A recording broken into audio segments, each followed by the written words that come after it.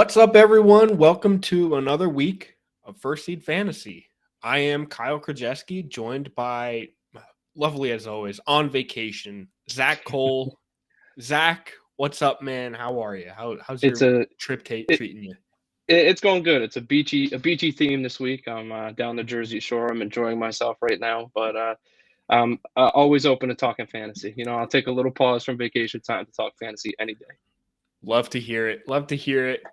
We are First Seed Fantasy. If you are tuning in, wherever you're tuning in, you can find us on YouTube at First Seed Fantasy. You can find us in podcast form, First Seed Fantasy, and you can find us on Instagram at First Seed Fantasy, and I think on Twitter it's First Seed Sports.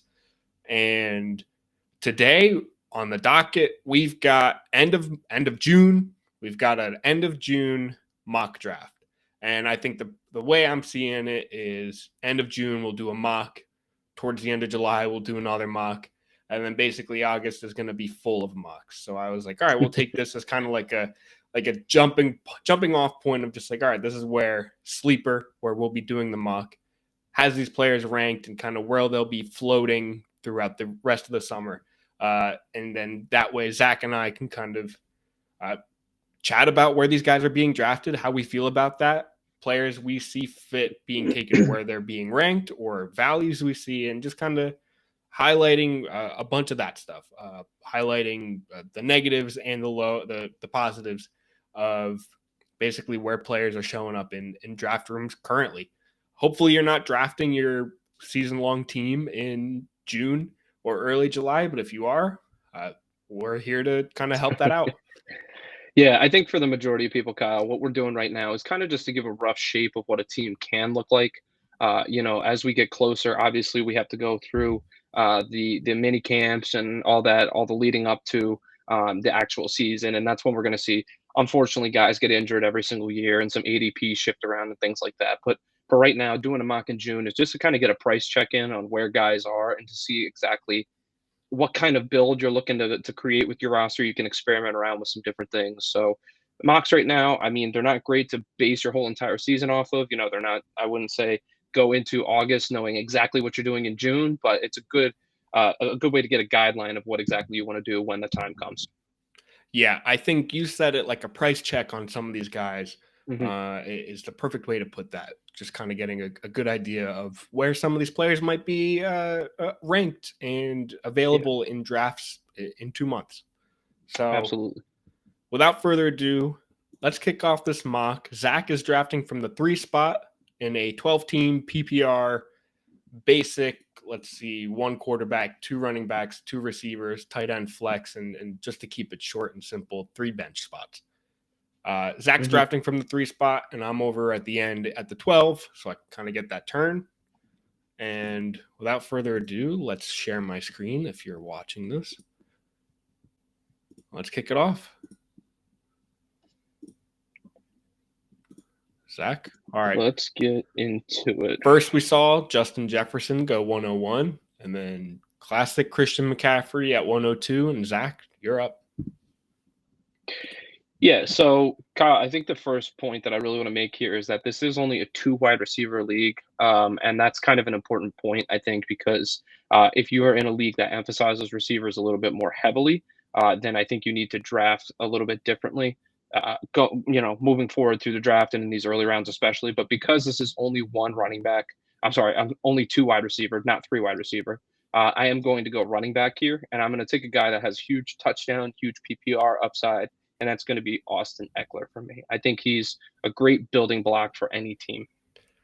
Beautiful. And then after you, we saw Jamar Chase, Cooper Kupp, Bijan Robinson, Travis Kelce at 7, Jonathan Taylor, Saquon Barkley, Tyreek Hill, and quarterback 1 off the board already in the first. Patrick Mahomes went at pick 11. That's wild. That is new.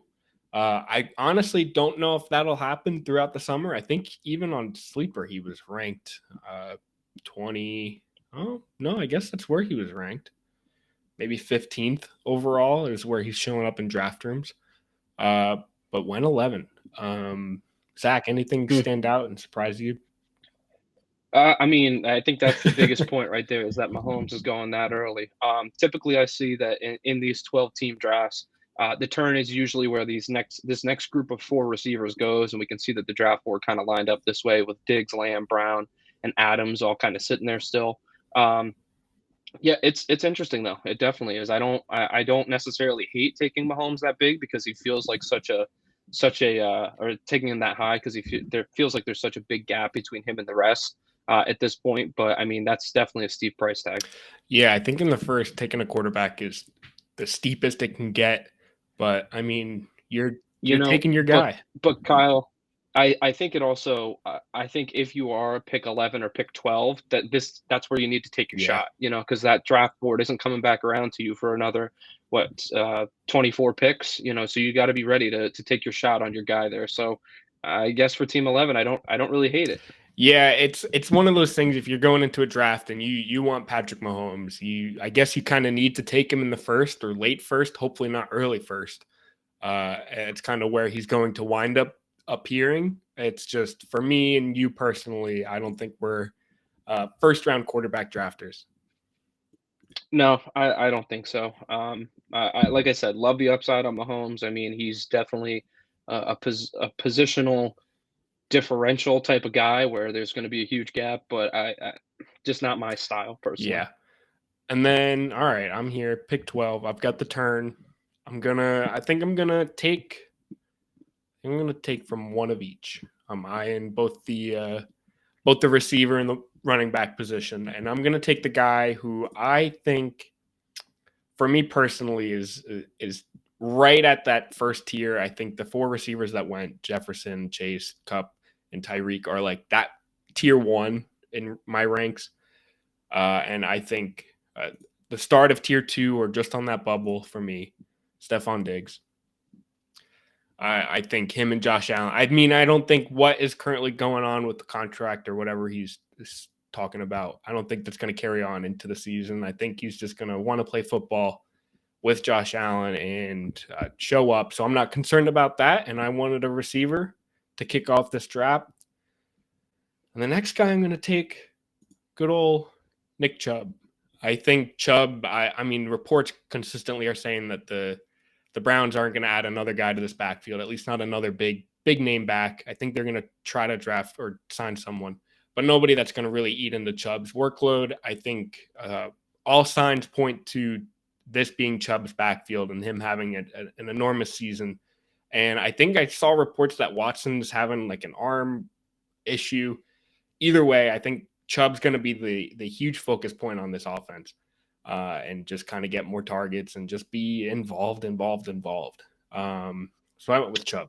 Yeah, I think that's a great pick, and I think it's super safe at that pick. And Kyle, the guy that I was actually eyeballing for you at that pick, other than Nick Chubb, slid all the way to me, and Wow. that's the guy who's ranked here on the board, number 18, Josh Jacobs. And for me, I typically I wouldn't look to go running back. I would look to kind of even myself out a little bit. Mm-hmm. There's nothing wrong with it, and there's nothing wrong with going receiver either, especially in this more balanced roster format. But for me, I think the value is too good here, and I'm going to take Josh Jacobs. So with my second rounder, that's where I will go. And then we see Hurts. We see two running backs and two quarterbacks go off the board, Hurts and Allen, and Najee Harris and Brees Hall. And you know what, Kyle? I have to tell you, I'm very, very tempted right now to do something that I should not do, and Uh-oh. that's start three running back. Uh-oh. And I'm eyeballing Tony Pollard and Ramondre Stevenson, both sitting there. And I love the value on them compared to some of these other guys that are here, quite honestly. I'm not a huge fan of T. Higgins. I think the injury and the inconsistency worries me a little bit for a third round price tag. So you know what? Mocks are to be weird. So I'm going to go a little bit off the board here, and I'm going to fill my flex early, and I'm going to fill it with Tony Pollard, running back for the Dallas Cowboys. I think he's a workhorse in that situation. I mean, they let go of Zeke. They didn't really bring anyone else new in other than Deuce Vaughn. So I think that Pollard's going to have a very, very nice season this year. Yeah, and I think it being just a two wide receiver league or setup kind of allows you to take that three running back start, kind of cement in your Mm-hmm. flex. You're not too behind on wide receiver. That being said, there was just a huge run on receivers where we saw Devontae Smith, T. Higgins, Olave, Metcalf, and Debo go between your pick and mine on top of Stevenson, Gibbs, and ETN. And I'm sitting here with the running back and a wide receiver, and he's staring me right in the face, and he's a guy that I'm actually targeting or wanting to target this season. And that's Joe Burrow. I feel like this is the year of the Burrow, whether that's Nice. a healthy season or just a season where he just takes his game to another level. We talked about it in our quarterback rankings, where Burrow could be the guy this year that just gets a consistent 3 passing touchdowns a game. And we kind of saw that last season. But this year, I feel like it's just going to be another year in the system, another year progressing. Hopefully Chase and Higgins stay healthy all season. And I just feel like Burrow's in for a huge season. And then on top of him, I'm going to jump down into obviously going to take a running back or a wide receiver. That's just where my taste is wavering currently. I'm going to take a guy who is consistently a top receiver, except for last year, I guess. Keenan Allen. Last year he just kind of missed some time. Now I wouldn't say too much time. How many games did he miss last year? I'd have to look. Let me take a look. He did miss quite a few games. He played 10 games, but either way, I don't know. I like Keenan Allen, and I feel like like I said with Burrow and the Bengals, or at least his game stepping up, I feel like the addition of Kellen Moore into the Chargers, I guess, offensive scheme is going to level up the Chargers offense a lot. That's just how I see it personally. And I feel like obviously Keenan Allen, Mike Williams, Justin Herbert, even Austin Eckler are going to get huge bumps in the fantasy season this year. I think that was a great point, Kyle, that you made about Kellen Moore there. I think he's really going to kind of elevate this pass game. We've seen in the past the Cowboys just put up nuclear numbers, and typically a lot of that's run through their wide receiver one, who is CeeDee Lamb, and Keenan's the wide receiver one in this offense. So I think that that's a fantastic pick. Now, after you took Keenan Allen, the run went Kenneth Walker, George Kittle, Calvin Ridley, Joe Mixon, Lamar Jackson, Aaron Jones, DeAndre Hopkins, and then Justin Herbert himself, who I was kind of hoping would slide to me there. But you know what? That's okay. I'll live with that. But coming back to me here, obviously, I only have 3 running backs to start off. So I need to be looking in either the wide receiver department or the tight end or quarterback department as well. But for me, I don't want to pass on the wide receiver value here, because I think it starts to fall off a little bit when it will come back around to me. I see Mike Williams' name there. There's still a couple decent names, but some of these guys here right now are guys that I really, really like and want to get myself a piece of. And one of them, you mentioned he's got a little bit of a deal with the arm issue going on right now, and I'm just going to hope that works itself out by the season. Again, we're just looking at the rough general build of a team right now. But I do love the value on Amari Cooper at this draft spot. So I'm going to go ahead and take Cooper with this pick. Beautiful. And a guy I was hoping might slide to me just when I was hoping Hawkinson might come around back to me on the turn here, but that's okay. So now I'm taking a look and I'm seeing, I almost wish I would have left one of those running backs to pick up a running back in this range here, because I like Dameon Pierce. I think Miles Sanders is just going to be a usage hog this year, and Alexander Madison has proven he's been a dude when he's been on the field. So I really like all 3 of them, but that's okay. Because I'm not looking in that department right now. I think actually with the value on the board, I'm going to take a look at quarterback actually. And I'm looking at the next 2 guys who are available here. And the first one is Justin Fields, and the second one is Trevor Lawrence. And I'm actually kind of having a difficult time picking between the 2 of them, because I do both think that they're poised for a huge season this year. And if, as you can see, Kyle's got the ADP up here. Personally for me, after Fields and Lawrence, I think it kind of falls off a little bit. You can see, I think Dak is still a pretty decent value, and so is Watson. But then we're getting into Tua, Richardson, Kirk Cousins, guys that are a little bit more wild card than some of these top end guys. So I think for me personally, I'm going to go with Justin Fields here, just because I know he's going to provide me with that rushing upside week in and week out. You know, it's pretty hard for him to have a dud week, even if he doesn't throw the ball well. He's still going to run the ball for however many yards, and he has a pretty good knack for getting in the end zone too. So I'm going to go Fields here. I really like that start with solidifying my rushing upside with the 3 running backs and 1 rushing quarterback. So I'm pretty happy with where I'm at right now. Beautiful. Let's see what happened after you. We saw Chris Godwin, Dameon Pierce, Drake London, Christian Watson, and then Trevor Lawrence, and then 3 running backs in Miles Sanders, free agent Dalvin Cook, and then DeAndre Swift go. And I'm sitting here. I'm not aching for a running back, but I would like a running back to get my RB2 here. I've already got my 2 starting receivers, my starting quarterback, and a starting running back. So I'm kind of looking at the RB2 and the flex, just because I am kind of the mindset to wait a little bit on these tight ends. So I'll wait on that.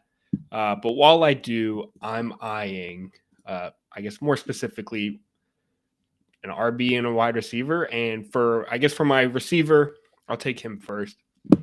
Jerry Jeudy finished last year as I think I saw wide receiver 22, That is which is correct in PPR. a little bonkers considering how bad that offense looked. And I almost feel like they can't get worse. So to draft Jeudy as the what was he? The wide receiver. I'm not going to count. In the 5th round, a Jerry Jeudy as my wide receiver 3, as my flex, I feel like is super healthy. And I feel like I have to assume that Russell Wilson's going to play better this season. And because of that, I'm not fully buying into that, but to have Jeudy as my wide receiver 3 as a flex player, I think is the perfect situation I'd like to find myself in with this Broncos team. To benefit Well, whether it happens or to just kind of have him as a flex if it doesn't. and when you take a look at the latest news, Kyle, Sean Payton did say he's explosive and has loose hips. So take that information for what you will. Love But those loose I don't hips. know. That sounds good. That sounds good to me. So yeah, give me Jeudy as my flex, my wide receiver 3. And I'm gonna be transparent. I'm eyeing these 2 running backs and Alexander Madison and James Conner. I love that pair. And I think I'm gonna go Alexander Madison. I like both of them. I mean, they're gonna be the workhorses of their backfield. And that's kind of what you eye in this, I guess, in this range as my RB2. You kind of want the guy who's going to get the bulk of the touches. And for me, it was James Conner and Madison. We saw what Madison could do without Dalvin Cook, and now he gets a full season without Dalvin Cook. So hopefully he kind of takes that play and continues that. But if not, RB2, I'm cool with that. I'm not super high on Madison this year, at least compared to, I guess, the hype. But it's hype that I understand why it exists, and because of that, I'm down. I think that's well put. Kyle, I'm looking here and my heart's broken a little bit Yeah, because I was hoping that one of the 3 tight ends that went in this round were going to slide to me because I do like these 3 guys at their given price tag. But after Kyle's pick, we saw Kyle Pitts go off the board, Cam Akers, followed by Waller, Kamara, who is questionable with that suspension, potentially, maybe not. But I mean, if he doesn't end up suspended, I think that's great yeah, value. Rashad White, Michael Pittman, Javonte Williams, and then Dallas Goedert. And like I said, I was kind of hoping one of those tight ends was going to slide to me a little bit because I think that there's sort of a tier break here in between this round and then the next group of tight ends after that. But for me, I got to be looking wide receiver here. I do not have my second wide receiver yet, and there are some names on the board, which is kind of why I waited. That do interest me. Marquise Brown mm-hmm. has to be the show in Arizona. Mike Williams, I mean, when he's on the field, he is literally like a walking 20-point performance. He was incredible last year. Who else do we have here? Mike Evans is still on the Yeah, board. Brandon Ayuk is still on the board. Christian Kirk is still on the board.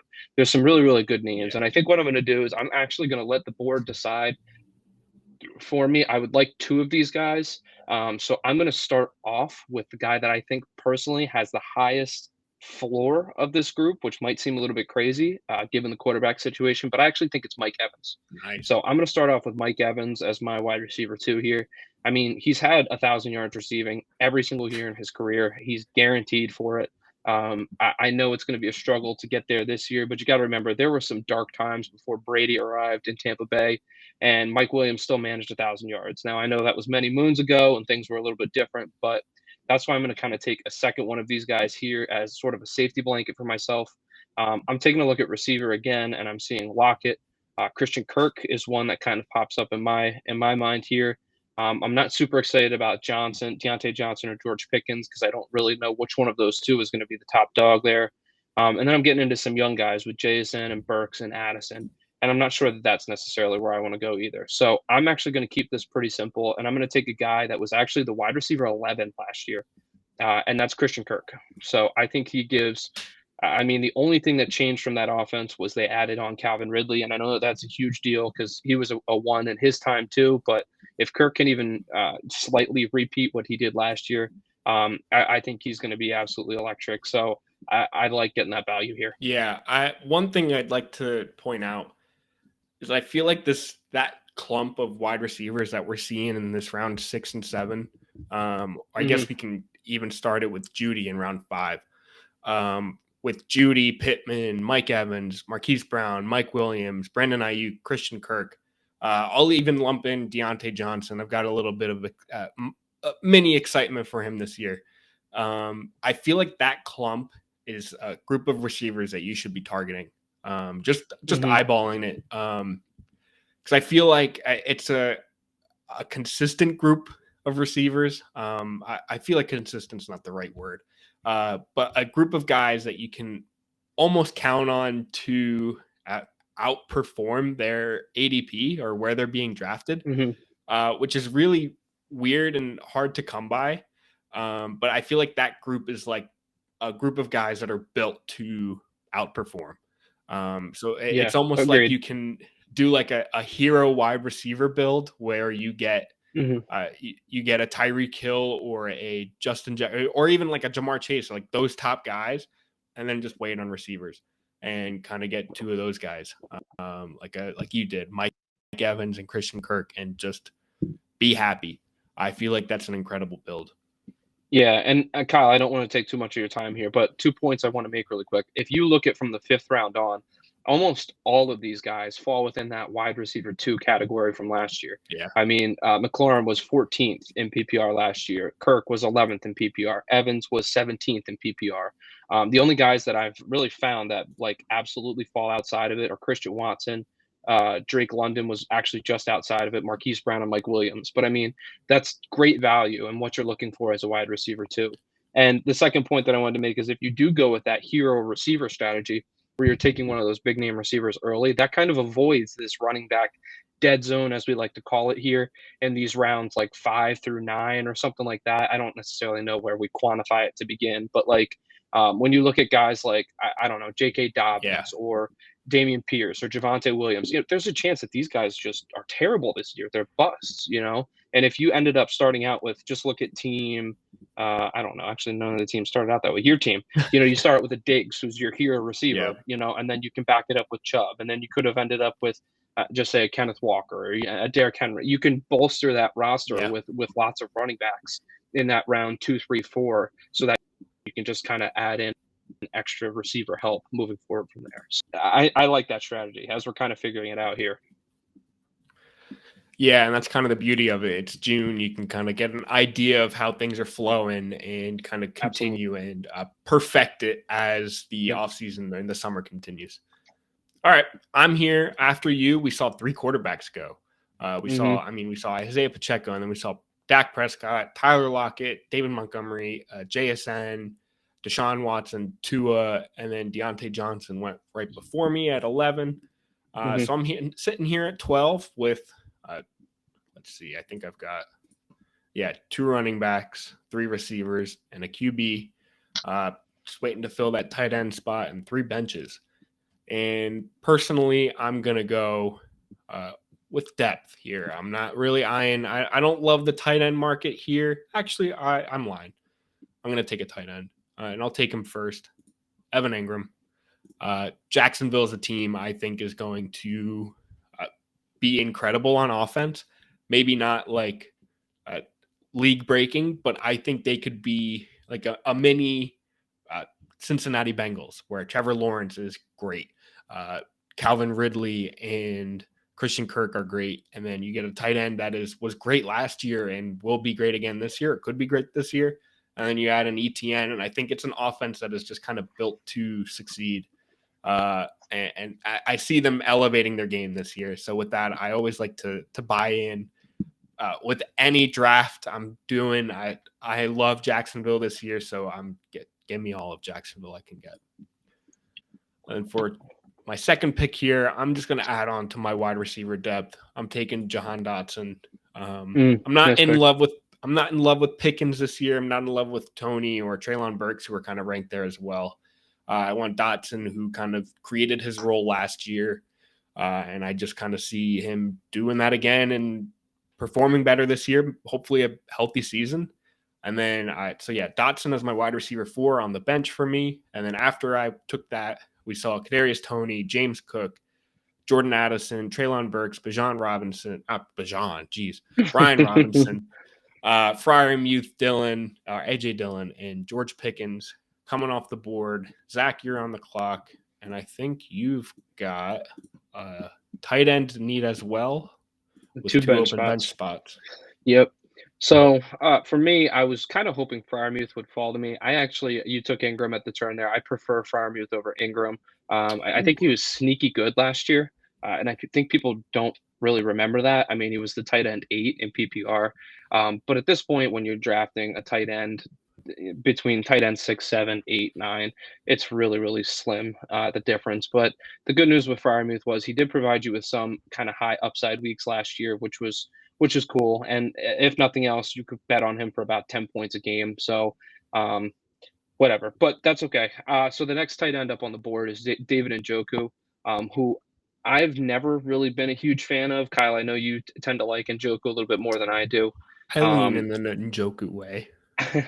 And I know that he's a lot of people's kind of sleeper call out this year, and I definitely respect that, but that is not actually where I am going to go with this pick. I'm going to scroll down a little bit. Let me tell you a quick story about last year. I got absolutely screwed with my running back depth. When I lost, I had James Conner, who was out for a while. I had Zeke, who was just horrible last year. So one thing this year for me is I want to make sure I have plenty of running back depth. So I'm looking at running back, believe it or not, in this position. And Antonio Gibson doesn't really interest me. I'm actually looking at a guy who is penciled in to be the starter for his team. He's going way down the list here, but that's Khalil Herbert. So I'm going to go ahead and take him with this pick. Just lock myself up a guaranteed hopefully starting running back this year. So I love that pick. Njoku did come back around to me, but I'm actually going to go to a different guy here. And I kind of admittedly have a little bit of a man crush on him. And that's going to be Dalton Schultz, who is the tight end for the Houston Texans this year. I love Dalton Schultz. I think he's a great PPR wide receiver. I think that CJ Stroud is going to check down to the tight end a very healthy amount. We've seen a stark correlation between that in the past, between rookies and their tight ends. So I'm going to go ahead and take the veteran. I think that the Houston passing game is going to be a little bit better than people think. And I'm going to go ahead and capitalize on that with the 103rd guy in ADP here. His ADP is 103.7, so I'm going to take Dalton Schultz. Nice. Zach, question for you. Hit me. Just because I'm not sure, I just need a second pair of eyes on this board. Mm-hmm. No Miami running back was drafted. I believe that's correct. I do believe that. We're looking here. A-Chain is coming up in the ADP. He's 4 down in the list right now, but that's it. And then Mostert is much further down. Jeff Wilson right behind there. Interesting. Yeah. Mm-hmm. I guess I think not to say that this is a crowdsourced ADP, but I feel like a lot of the avoidance of the Miami backs is because a lot of people just kind of assume that that's where Dalvin Cook's going. I think there's been a lot of reports that Miami has given or provided a report or a contract for Dalvin. It's just kind of on his plate to accept it. Mm-hmm. Just something I thought that we're ending round 9, entering round 10, and hasn't been a Miami running back drafted. It is But it is definitely interesting. But that could be screaming value. for sure, yeah, especially with a rookie like a Kane, Hmm. who could very well still have a role. You don't kind of draft a guy, I mean, who's currently being drafted high, or I guess higher than the other Miami running backs. I feel like the affection towards a Kane doesn't exist for or exists for no reason. I don't know what I'm trying to say there. Now, Basically, it comes with reason. let me ask you a quick question, Kyle. I'm guessing you're probably looking running back with this pick. I may be. Okay. Well, would you rather take a rookie, like I see Kendra Miller's coming up, Roshan Johnson takes Bigsby, or would you rather spend on like a Samaje Perine here, who could, if Javonte Williams isn't off the eye or is on the pup for the first 6 weeks or something, you could have a starting running back with Samaje, or would you rather take the upside with one of these rookie running backs that you could have long term? So I'll be honest. I was thinking of double dipping. Mm, Into I guess the two running back position, just because I mean I'm sitting here 2 wide receiver league. I have 4, and I kind of want to do that with running backs as well, especially with hmm like you said, with the Samaje P Ryan. I'll draft him first. Samaje, who very well could start the season with a huge role. And I think there's been a lot of, I guess, camp love, or I guess, I think Peyton's said a lot of exciting things about him, Yeah, he's talked him up definitely. similar to Judy's hips. But I've seen just maybe not hype, but just a lot of excitement for P Ryan kind of having a role here in Denver. And I mean, this was an offense that saw Melvin Gordon have a role when Javonte was healthy, or an offense that Latavius Murray still had a position in. And it's an offense that could be better, could be as good as it was last year, which wasn't good. And Hmm. I feel like P Ryan doesn't get signed that quickly to this offense without some shape of a role pre-existing. And then, like you said, there's some rookies that could go into the season, maybe not having something solid to start, but just show flashes and take over. Hmm. Um, and I feel like my draft strategy overall, especially in these later rounds, is always just take handcuffs, whether they're mine or others, just because I Hmm. feel like it's value that will exist, whether that's in the trade market or with an injury. And with that, I'm just going to take him because he's the wide receiver 1 still currently. Give me a Kane of Miami. Um, just he's a rookie who could have a role with or without Dalvin Cook. Maybe Miami. I mean, it's I'm blanking on the coach's name, but his system is basically built for multiple running backs. McDaniels, yeah. McDaniels loves himself a multi running back scheme, Hmm. and give me a piece of that. Those are always fantasy abundant. It's annoying for fantasy because one guy may do well, one guy may not any given week, and it's hard to pinpoint which specific guy. But with the Kane, give me the rookie sensation or potential sensation, and the ceiling kind of doesn't exist with these guys. So, all right, coming back to me, Zay Flowers went, who is a guy that I do love to target in fantasy drafts and mock drafts, followed by Kirk Cousins, Cole Kmet, Odell, and Rashad. How about that, Kyle? 1, 2, 3. All 3 receivers from Baltimore Wow, went in a row in the 10th round there. in the 10th Uh, round. Bateman and then followed by Aaron Rodgers and Danny Dimes, and then Alan Lazard to round off that round before it is me, and then 2 last picks here. So, taking a look at the board, I wanted to. I'll be honest with you, Kyle, and maybe you can sway me one way or another.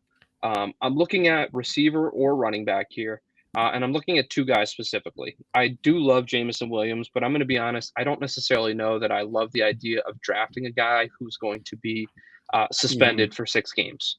I Mm-hmm. think that that's just a clog in my roster, and I'm going to stay away from it just for that reason. So he's off the board. Elijah Moore, again, a little risky. I'm actually, I keep having to click on different guys here, but the guys that I'm looking at, the first one is going to be Jerick McKinnon, the running back for the Kansas City Chiefs. He is one of my favorite values in drafts right now. I mean, there was a point in time last year where he would have 4 yards rushing and then 5 catches for 28 yards and 3 touchdowns. Like, it was the most Yep. absurd stat line ever. And he would score 30 on you in that game. But so he's one guy that I'm looking at. And then another guy that I'm looking at, you're going to have to scroll a little bit here. And this is my Carolina bias a little bit, but I'm looking at Jonathan Mingo, the rookie wide receiver in Carolina. I mean, he is, you can see we have absolutely zero data on him. God, we don't even have his schedule. Or his picture, nothing. But I really, really like him. And I think he's going to be a huge part of this offense right off the bat. He's big bodied. I mean, I think he's just everything that you need to be a wide receiver one. He reminds me, this is going to be a little over exaggeration here. He reminds me of AJ Brown. I mean, they both came from Ole Miss. I mean, Ole Miss has a track record of these giant, just musclehead receivers. AJ Brown, DK Metcalf, and now Mingo. And I'm talking myself into Mingo, and that's what I'm going to take here. I'm going to take Jonathan Mingo. I think he could be the centerpiece. Again, rookie to rookie connection between him and Bryce Young in Carolina. I think he could be great. And one thing that I've really benefited from in the last couple fantasy drafts that I've done is taking a lottery ticket on a rookie, and it's really paid off. Yep. I mean, I want to say around 8 or 9, 2 years ago, I got Jamar Chase. Yep. Which was fantastic. Kyle, I know you can speak to last year. I know you had a lot of shares of Olave. Loved it. Sometimes rookies are the best lottery ticket you can buy. And right now, for he and Zay Flowers and Quentin Johnston and JSN, Addison, these guys are all pretty cheap right now. So I think that they're a great ticket to buy. You could find yourself sitting in round 7 on and just draft JSN, Quentin Johnson, Jordan Addison, Zay Flowers, Mingo, and just all of them. I mean, I wouldn't personally do that, but you could. And 2 out of those guys could very well be top 24 wide receivers, and you're getting them where you're drafting wide receiver 3s and 4s. Right. And I think, Kyle, the special thing about Zay Flowers and Mingo is they are stepping in to potentially be the ones in their offenses. There's other guys that are there, but they're veterans, like Mingo stepping in with Thielen and Chark, and Flowers is stepping in with Beckham and Bateman. These guys could potentially be the ones in their offense where JSN, Addison, and Quentin Johnston are all at least going to be the 2, if not the 3 in that offense. Yep. So, I mean, it's almost bad. It almost feels backwards that these guys should be the ones that are being drafted ahead because I think they have the greatest opportunity. Yeah, it's so interesting. And I think I almost feel like camp will kind of really change that. I think we're probably in like a rookie sensation period as we're closer to the NFL draft and dynasty rookie drafts than we will be in August. So I feel like this will kind of shape a little bit entirely differently. We'll see a lot of hype about Zay Flowers. We'll see a lot of hype about Quentin Johnston. We're going to just see hype after hype after hype, or negative pieces. Who knows? I mean, we kind of saw it with Treylon Burks a little bit last year where he struggled through camp.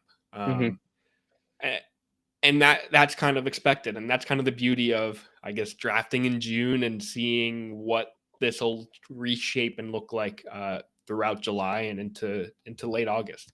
And I think the term lottery ticket really is key with these rookies too. I mean, I remember seeing Jalen Tolbert hype all over the place last year, the receiver from the Cowboys. And then there was a point in time where they weren't even suiting him for games, which was just infuriating. But, it's a lottery ticket. It could be great. It could be a bust. So all or nothing, really.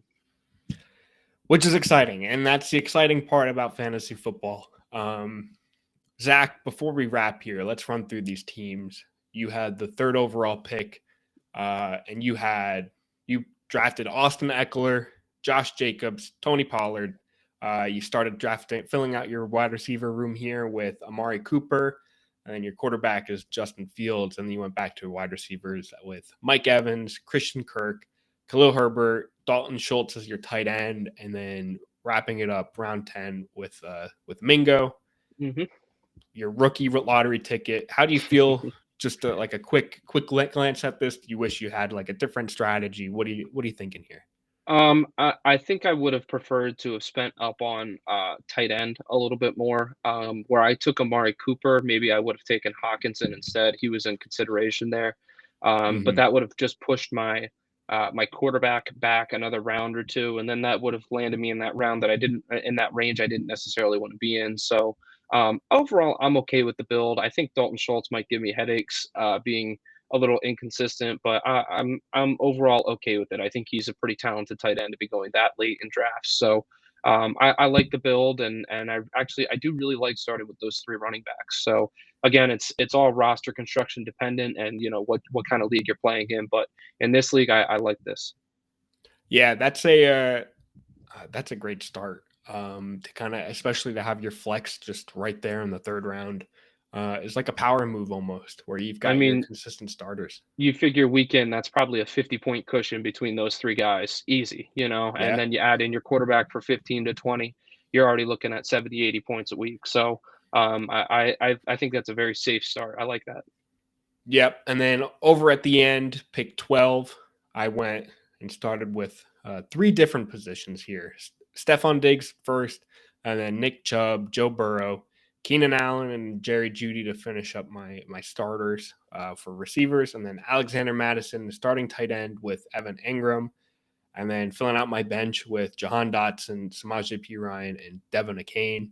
Uh, I'm a fan. I like this. This is how I typically find myself building my rosters, where it's just like not heavy hitting any position, but just kind of taking the guys that I love and just Hmm. kind of creating the roster out of that. It's always tricky to go into drafts with the strategy in mind because one guy takes the guy that you're really targeting, and you can just throw all your notes out the window. Um, so I like to go into these any draft, like even my real life drafts, and just feeling fluid, where it's just like I Hmm. didn't expect this guy to fall to me, not part of my plan, but I'll take him.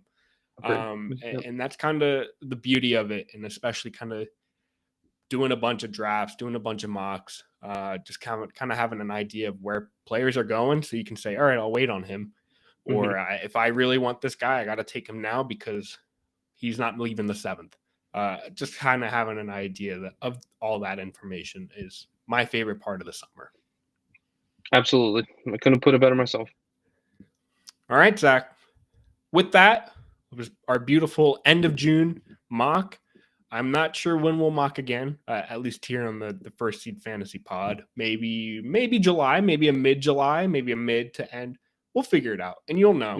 Hmm. Um, and with that, we are First Seed Fantasy. Thank you so much for tuning in. And Zach, I'll chat with you next week. Catch you in the next one, brother. Oh, and follow us on all our socials and stuff. Everything's in the description. Thanks for tuning in. See ya.